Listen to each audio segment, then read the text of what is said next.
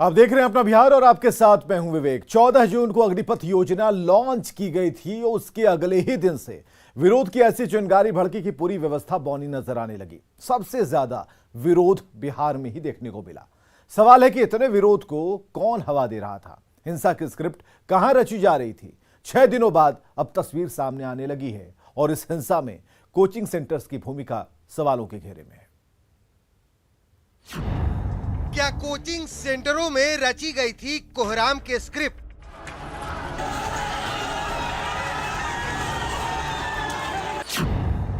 क्या कोचिंग सेंटरों में रची गई थी हिंसा की साजिश?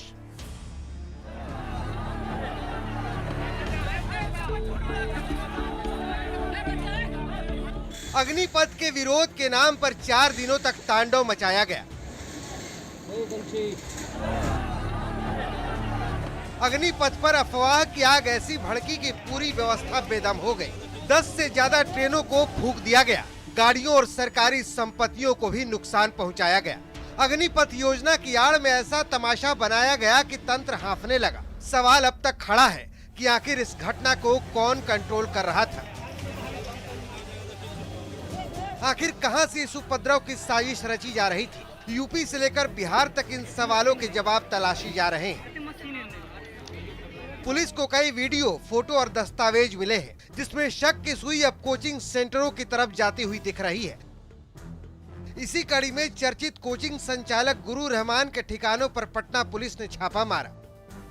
गुरु रहमान के खिलाफ दानापुर में एफआईआर दर्ज कराई गई थी। गुरु रहमान पर छात्रों को भड़काने का आरोप है। जो जानकारी मिली है और पटना के एसएसपी ने न्यूज़ 18 को जो जानकारी दी है, उसके अनुसार एक वीडियो मिला है पटना पुलिस को, और इस वीडियो में गुरु रहमान जो अग्निपथ आंदोलन के आंदोलनकारी हैं, उनको भड़काते हुए नजर आ रहे हैं। ऐसा दावा है पटना पुलिस का। पटना के एसएसपी ने कहा कि इसी मामले को लेकर उनके खिलाफ दानापुर थाने में एफआईआर लॉन्च करवाया गया है और उनकी गिरफ्तारी सुनिश्चित करवाई जाएगी। अब देखना होगा इस पूरे मामले में आगे क्या कार्रवाई होती है। लेकिन गुरु रहमान ने इस पूरे मामले को लेकर न्यूज़ 18 से बात की है। उनका कहना है कि उन पर लगाए गए आरोप बेबुनियाद हैं, क्योंकि उन्होंने किसी को प्रवोक नहीं किया किसी भी आंदोलन के लिए। हाँ, उनके पास छात्रों का एक गुट उनके कोचिंग संस्थान में पहुंचा था, और यह कोचिंग संस्थान गोपाल मार्केट नया टोला में है। उपद्रवियों ने जमकर उत्पात मचाया था। रेलवे स्टेशन के कई कमरों में आग लगा दी थी। स्टेशन के पास खड़ी कई गाड़ियों को भी फूंक दिया था। इस हिंसा के बाद न्यूज़ 18 के कैमरे पर 18 जून को ही पटना के डीएम चंद्रशेखर सिंह ने कोचिंग सेंटरों में साजिश का इशारा किया था। वीडियो फुटेज है, वीडियो कैमरा भी लगाया गया था, वो भी है, और सीसीटीवी फुटेज भी कुछ है हम लोगों के पास जो सुरक्षित है, उपलब्ध है। उनके आधार पर हम लोग पहचान कर रहे हैं।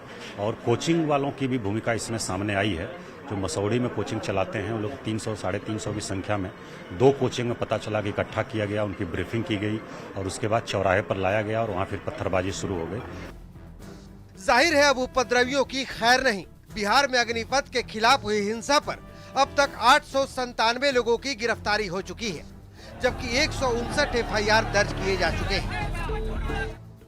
पटना से न्यूज़ 18 के लिए संजय कुमार की रिपोर्ट।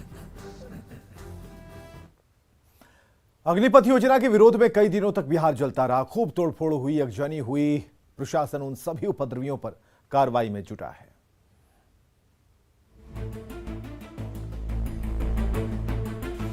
आतताइयों ने अति कर दी बिहार में।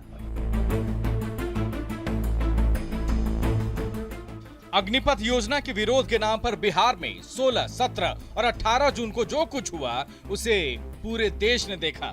ट्रेनें जलाई गई, स्टेशनों को फूंका गया और गाड़ियों में जमकर तोड़फोड़ की गई। अब पुलिस एक्शन में है। पटना पुलिस ने हंगामा करने वाले 40 उपद्रवियों का पोस्टर जारी किया है। पालीगंज में 3 दिन पहले उपद्रवियों ने कई गाड़ियों को आग के हवाले कर दिया था। पालीगंज के एएसपी ने 40 उपद्रवियों का फोटो जारी किया है, जिन्होंने उस दिन खूब उत्पात मचाया था। आप भी इन चेहरे को पहचान लीजिए। ये वही दंगाई हैं जिन्होंने विरोध के नाम पर सरकारी संपत्ति को तोड़ा था। हम लोग को बहुत सारी फोटोज, बहुत सारी वीडियोस, बहुत सारी सीसीटीवी फुटेज मिली हैं, जिनसे हम लोग कई लोगों को आइडेंटिफाई किए हैं। कई लोगों की आइडेंटिटी और पहचान की जा रही है। मुजफ्फरपुर पुलिस भी एक्शन में है। पुलिस की जांच में 2 कोचिंग सेंटर्स, जिन्हें जिला प्रशासन ने चिन्हित कर लिया है, और गिरफ्तार उपद्रवियों के बयान के आधार पर छापेमार जारी है। बिहार में आगे ऐसा ना हो, इसे लेकर डीजीपी ने हाई लेवल मीटिंग की और खुद पटना की सड़कों पर निकलकर सुरक्षा का जायजा लिया।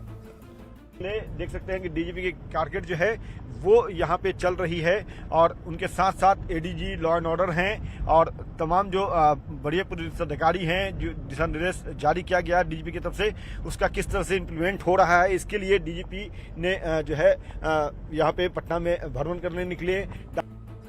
सुरक्षा के मद्देनजर पूरे राज्य में अर्धसैनिक बलों की 15 कंपनियां और बिहार सशस्त्र पुलिस बल की 35 कंपनियों के साथ जिला पुलिस को तैनात किया गया है। वहीं कार्रवाई की बात करें तो अब तक 159 केस दर्ज किए जा चुके हैं, जबकि 877 बवालियों की गिरफ्तारी हो चुकी है। निश्चित रूप से कार्रवाई की जाएगी और उस सीरीज में जो भी घटनाएं पाई जाएंगी उनमें उनको रिमांड भी किया जाएगा, पूछताछ भी की जाएगी और हम ये भी इंश्योर करेंगे कि भविष्य में ऐसे लोगों का जो चरित्र सत्यापन पुलिस से होता है वो भी उसमें भी इस चीज की एंट्री हो कि आप इस तरह के आपराधिक कृत्य में शामिल थे। सवाल है कि जब अग्निपथ योजना के खिलाफ हिंसात्मक विरोध बुधवार को ही शुरू हो गया था, संभाल नहीं पा रहा है स्थिति को, वहां पर ज्यादा बवाल हो रहा है। मैं ये नहीं कहूंगा, लेकिन ये जरूर कहूंगा आतताइयों ने अति कर दी बिहार में। और मुजफ्फरपुर से प्रियांक सौरभ के साथ ब्यूरो रिपोर्ट। पटना पुलिस की टीम ने पटना यूनिवर्सिटी के सैदपुर हॉस्टल में छापेमारी की। दरअसल 19 जून की रात को छात्रों ने एक दुकानदार पर हमला किया था, साथ ही बमबाजी की थी और इसी को लेकर छापेमारी की गई। हालांकि असामाजिक तत्व फरार हो गए। छापेमारी के दौरान हॉस्टल से कई आपत्तिजनक सामान बरामद किए गए हैं। सीसीटीवी फुटेज के आधार पर पुलिस असामाजिक तत्वों की गिरफ्तारी की कोशिश में है। छापेमारी किया गया। परसों 2 दिन पहले 18 तारीख को शाम में ये लोग दिनकर गोलंबर के पास लस्सी दुकान वाले के साथ बुरी तरह मारपीट किया। वहाँ पर ये लोग बम फोड़ा, हवाई फायरिंग किया। उसके आलोक में हम लोगों ने आज इनके हॉस्टल में सख्ती से छापेमारी किया और कार्रवाई कर रहे हैं। सख्त कार्रवाई करेंगे इनके खिलाफ। हम लोग पहचान कर रहे हैं, फुटेज भी मिला है हम लोग को, सीसीटीवी फुटेज, उससे हम लोग चेहरा का पहचान कर रहे हैं। जैसे ही चेहरा का पहचान हो जाता है वे लोग सलाखों के पीछे धकेले जाएंगे।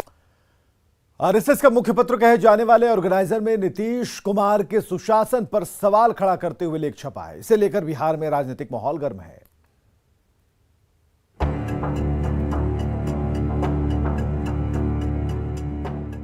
आरएसएस के मुखपत्र ऑर्गेनाइजर में छपे एक लेख ने बिहार की राजनीति को गरमा दिया है। इस लेख में नीतीश कुमार सरकार की जमकर तीखे शब्दों में आलोचना की गई। लेख में पिछले 17 साल के शासन का जिक्र करते हुए लोगों की अपेक्षाओं को पूरा करने में नीतीश सरकार को पूरी तरह विफल बताया गया। लेखक ने ये सब कुछ आंकड़ों के आधार पर लिखा है और बताने की कोशिश की है कि बिहार सरकार सभी मोर्चे पर फेल है, चाहे वो शिक्षा, स्वास्थ्य, आर्थिक विकास का क्षेत्र हो या कानून व्यवस्था, इंफ्रास्ट्रक्चर डेवलपमेंट और पलायन का मुद्दा हो। बिहार की जो वास्तविकता है उसे हमने आंकड़ों को देखते हुए, आंकड़ों को पढ़ते हुए रखा है। जब हम अपराध पर नीतीश सरकार की नाकामियों की चर्चा करते हैं तो एनसीआरबी की जो डेटा है उसको आधार मानते हैं। ऑर्गेनाइजर में नीतीश सरकार को विफल बताने के बाद बिहार में सियासी बहस छिड़ चुकी है और विपक्ष के नेता जेडीयू बीजेपी पर निशाना साधने लगे हैं। योजना, हर घर नल के जल की योजना, महिलाओं को आरक्षण पंचायती राज चुनाव में और साथ ही साथ बालिकाओं को पोषक और साइकिल योजना सहित कई ऐसी योजनाएं हैं जो बिहार ने किया है, उसको देश ने अपनाया और देश के दूसरे राज्यों ने अपनाया है।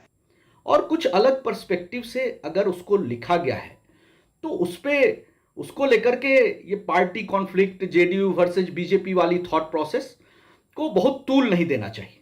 सिर्फ और सिर्फ सत्ता में बने रहने के लिए नीतीश कुमार जी ने भाजपा के साथ अनैतिक राजनीतिक गठबंधन किया रहा, सिर्फ और सिर्फ सत्ता में बने रहने के लिए, और उसका खामियाजा बिहार ने भुगता। अब बीजेपी आरएसएस चाह रही है कि सारे नाकामी का ठिकरा मुख्यमंत्री नीतीश कुमार जी के ऊपर फोड़े, लेकिन बीजेपी भी सत्ता में सहभागी है और ये डबल इंजन की सरकार पूरी तरह से नकारा और निकम्मी साबित हुई। ऑर्गेनाइजर को आरएसएस का मुखपत्र माना जाता है और आरएसएस बीजेपी का मातृ संगठन है। बिहार में जेडीयू और बीजेपी की सरकार है। बीच में 1-1.5 साल को छोड़ दे तो दोनों पार्टियों का गठबंधन ही सत्ता में रहा। ये जानते हुए भी ऑर्गेनाइजर में नीतीश कुमार के शासन की आलोचना से कई सवाल खड़े हो जाते हैं। सवाल ये भी है कि क्या इस लेख का असर बीजेपी जेडीयू गठबंधन पर भी पड़ेगा। न्यूज 18 के लिए पटना से संजय कुमार और आनंद अमृतराज की रिपोर्ट। बिहार में बाढ़ की आहट सुनाई देने लगी। शिवहर में बागमती खतरे के निशान से ऊपर बह रही है तो सीतामढ़ी के मेजरगंज में कटाव होना शुरू हो गया है।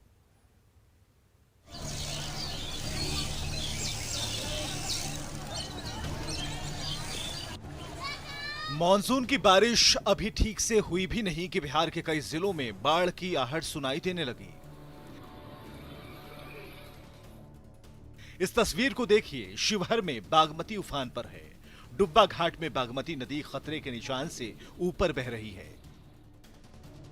जबकि शिवहर मोतिहारी स्टेट हाईवे के पास कच्ची सड़क पर पानी का बहाव तेज होने लगा है, जिसकी वजह से स्थानीय लोग बाढ़ की आशंका से डरे हुए हैं। बाढ़ आ गया है। बाढ़ आने के बाद क्या है, इधर चंपारण में इधर और शिवहर जिला में आने और जाने में बहुत दिक्कत हो रहा है। रास्ता बंद हो जा रहा है, आने जाने का कोई माने संभावना पूरा बंद हो गया है। पानी आ जा रहा है, रोड पे पानी चढ़ जा रहा है। अब जरा सीतामढ़ी की एक तस्वीर भी देखिए। मेजरगंज में बागमती पूरे उफान पर है। नदी के किनारों पर तेजी से कटाव होने लगा है, जिसकी वजह से रसूलगंज के लोगों को इस बात की चिंता सताने लगी है कि क्या इस साल भी उन्हें बेघर होना पड़ेगा। कुछ लोगों ने तो घर छोड़कर जाना भी शुरू कर दिया है। अभी तो बिहार में ठीक से बारिश भी नहीं हुई, लेकिन नेपाल के तराई इलाकों में हुई बारिश ने बिहार के लोगों की मुसीबत को बढ़ाना शुरू कर दिया है। न्यूज 18 के लिए सीतामढ़ी और शिवहर से राकेश रंजन की रिपोर्ट। अंतर्राष्ट्रीय योग दिवस के मौके पर बिहार विधानसभा में पहली बार योग होगा। कार्यक्रम सुबह 6:30 बजे से शुरू होगा। विधानसभा अध्यक्ष विजय कुमार सिन्हा ने सभी विधायकों और पूर्व विधायकों को कार्यक्रम में शामिल होने के लिए आमंत्रित किया है। बिहार विधानसभा में पहली बार कल अंतर्राष्ट्रीय योग दिवस पर कार्यक्रम रखा गया है। इसमें हमारे योग विद्यालय मुंगेर के गवर्निंग बॉडी के सदस्य शशिभूषण सिन्हा जी आ रहे हैं। हमारे सभी माननीय वर्तमान विधायक, पूर्व विधायक, विधानसभा के पदाधिकारी, कर्मचारी, सभी प्रमुख लोग रहेंगे।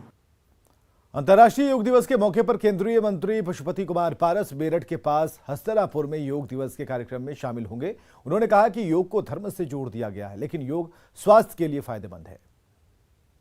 जो है बहुत ही अच्छा कार्यक्रम है। इसकी जितनी सराहना कीजिए वो कम है। स्वास्थ्य के लिए जो मेडिकल बुलेटिन निकलता है या जो मेडिकल चीज़ है, अप्रूव जमाने से देखिए योग पर ही ये आधारित है।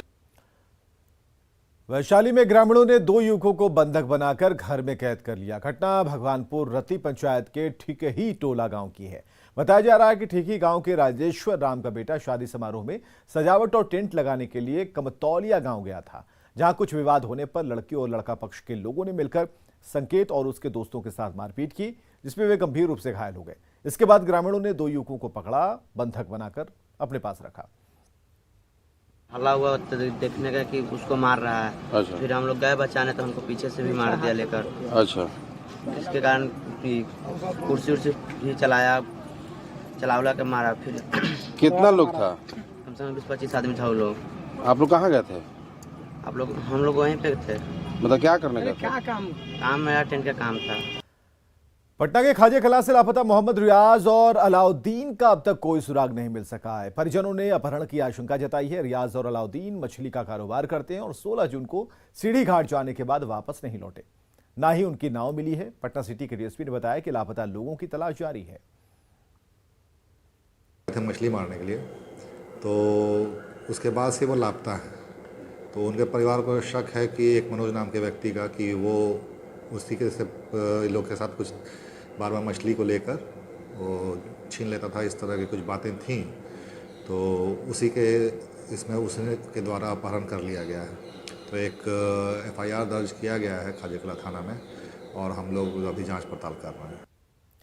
खबर है बांका से, जहां कुछ पेशेवर अपराधियों ने सोलर प्लांट मैनेजर को अगवा किया था और 20 लाख की फिरौती मांगी थी। पुलिस ने अगवा मैनेजर अरूप मन्ना को रिहा करा लिया है और 4 किडनैपर गिरफ्तार किए गए हैं। अगवा मैनेजर को पहले भिलवा जंगल में रखा गया था और फिर उसे पहाड़ी पर ले जाया गया था। अभी 3 किडनैपर की तलाश जारी है। मैनेजर साहब को हम लोगों ने लिया तो मैनेजर साहब बताए कि इन लोगों के फिरौती 20 लाख रुपए मांगने की थी। अभी चूँकि हम लोग तुरंत पकड़ लिए थे, अपराधी लोग को जानकारी हो गया था, वो सब बता रहा था कि अगर पुलिस थोड़ा सा भी विलम्ब करती तो इन लोगों को लेके तो चला जाता इनको मुंगेर। पटना के फतुहा में एक महिला की पीटकर हत्या कर दी गई। हत्या का आरोप महिला के ससुराल वालों पर लगा है। मृतक का नाम सोनम देवी है, जिनकी शादी 8 साल पहले देवालाल से हुई थी, लेकिन पति की मौत के बाद उसने अपने देवर देवालाल से शादी कर ली, लेकिन देवालाल ने दूसरी शादी कर ली, जिसके बाद उसका अपने पति और ससुराल वालों से अक्सर विवाद होता था। सोनम ने इस मामले में फतुहा थाने में एफआईआर दर्ज कराई थी। पुलिस के मुताबिक पारिवारिक विवाद में सोनम की हत्या कर दी गई। सोशल मीडिया पर पोस्ट डालने और धार्मिक भावनाओं को ठेस पहुंचाने के मामले में अधिकारी आलोक कुमार पर कार्रवाई का बिहार प्रशासनिक संघ ने विरोध जताया है। संघ के अध्यक्ष शशांक शेखर ने कहा कि आलोक कुमार पर ऐसी कार्रवाई की जा रही है जैसे वे कोई क्रिमिनल हों। उन्होंने किसी की धार्मिक भावना को ठेस नहीं पहुंचाया है। इस मामले में संघ ने चीफ सेक्रेटरी से बात की, जिन्होंने मामले को देखने का भरोसा दिलाया। तो एक कार्टून को लेकर के उन पर एक एफआईआर किया गया था। उस कार्टून में कहीं कोई धार्मिक भावना की चर्चा नहीं थी। वो एक कार्टून था, उन्होंने पोस्ट किया तत्काल हमारे उस और पोस्ट किया टीम बासा नामक ग्रुप है, जिसमें जो कि हम लोग का एक आंतरिक ग्रुप है, जिसमें कि सिर्फ बिहार प्रशासनिक सेवा के पदाधिकारी हैं, कहीं कोई बाहर के लोग नहीं हैं। और अब बात श्री राम की। अयोध्या में राम मंदिर के लिए अब तक 5,400 करोड़ रुपए मिल चुके हैं। इनमें से निधि समर्पण अभियान के तहत सिर्फ 3 महीने में 3500 करोड़ रुपए ट्रस्ट को मिले। हालांकि इस अभियान के दौरान मिले 15,000 चेक बाउंस भी हुए, जिसकी रकम लगभग 22 करोड़ रुपए है। श्री राम जन्मभूमि तीर्थ क्षेत्र ट्रस्ट कार्यालय के प्रभारी प्रकाश गुप्ता ने कहा कि 1 साल पहले ट्रस्ट का निधि समर्पण अभियान चला था, जिसकी अवधि जनवरी से लेकर मार्च तक थी। इस दौरान लोग मंदिर निर्माण के लिए स्वेच्छा से धनराशि देते थे। बड़ी संख्या में चेक भी मिले थे, जिनमें से 15,000 चेक बाउंस हुए हैं। कई ऐसे लोग भी हैं जो चेक बाउंस होने के बाद फिर से पेमेंट कर रहे हैं। 15,000 करोड़ नहीं, सिर्फ 22 करोड़ के 5 लाख 1 करोड़ का देता है, तो ये 15,000 उनकी गिनती है कि इतने चेक हैं, जिसकी 15,000 चेकों की धनराशि 22 करोड़ पूरे देश ने भुगतान किए थे, तो उसमें इतने चेकों का पेमेंट नहीं प्राप्त हुआ, जिसकी की टोटल वैल्यू 22 करोड़ रुपए की है। और आगे खबरें लगातार जारी हैं।